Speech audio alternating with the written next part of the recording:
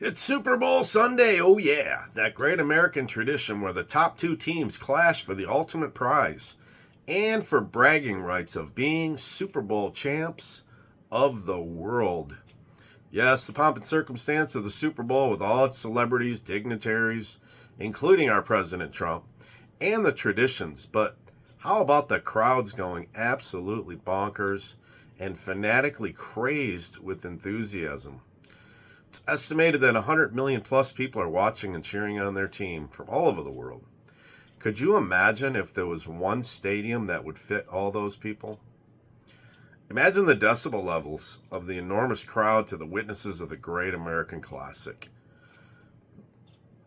Could you imagine being on the field and receiving that kind of adulation from that many people, 100 million people? Wow, how would it make you feel? I think it would be empowering and highly motivational, to say the least.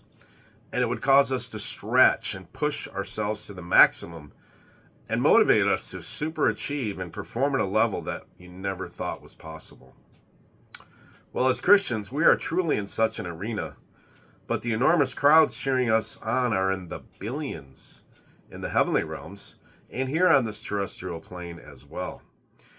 In the Bible, in Hebrews 12, 1 through 3, we see that we are surrounded by a great cloud or crowd of witnesses, and they are cheering us on to accomplish great, awesome, and even miraculous things on the spiritual field of life. They are cheering, "Yes, you can do it! You got this! You're going to make it happen! I believe in you!" Can you imagine? It would cause us to do whatever we had to do to make it happen. It would definitely prompt us to remove and get rid of anything that would slow us down, trip us up,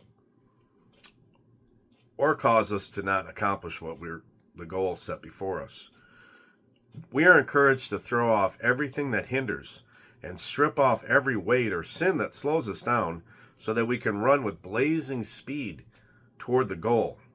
Man, I want to run the race with perseverance and endurance with a laser focus on the end zone, the end game, the end goal of being victorious and being a champion in the game of life, receiving the victor's crown and the king's commendation who says, "Well done, good and faithful servant."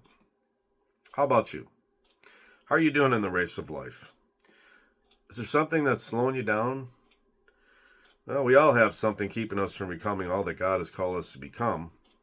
We all have certain habits or sinful behaviors that we hold close and nobody knows about. But you know. It's these very things that keep you from becoming all that God has called you to become and doing all that God has called you to do. I encourage you to do a personal inventory and identify those things and commit to stripping them off and putting them off of yourself so that you can run unencumbered at full speed. I've made that decision to evaluate myself in that way. And as you progress forward, remember that you have to keep your eyes fixed on the goal, the prize, without looking back, because that will slow down your progress.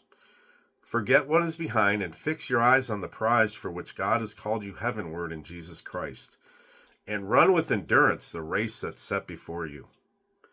You'll be rewarded with a purpose and power that will accelerate your forward trajectory in your life, and you will receive a heavenly reward that will blow your mind. I know you can do it. You got this, so make it happen. Get on your mark, get set, and go. Run. That's my passion and prayer for life, and I hope it is for you as well. God bless.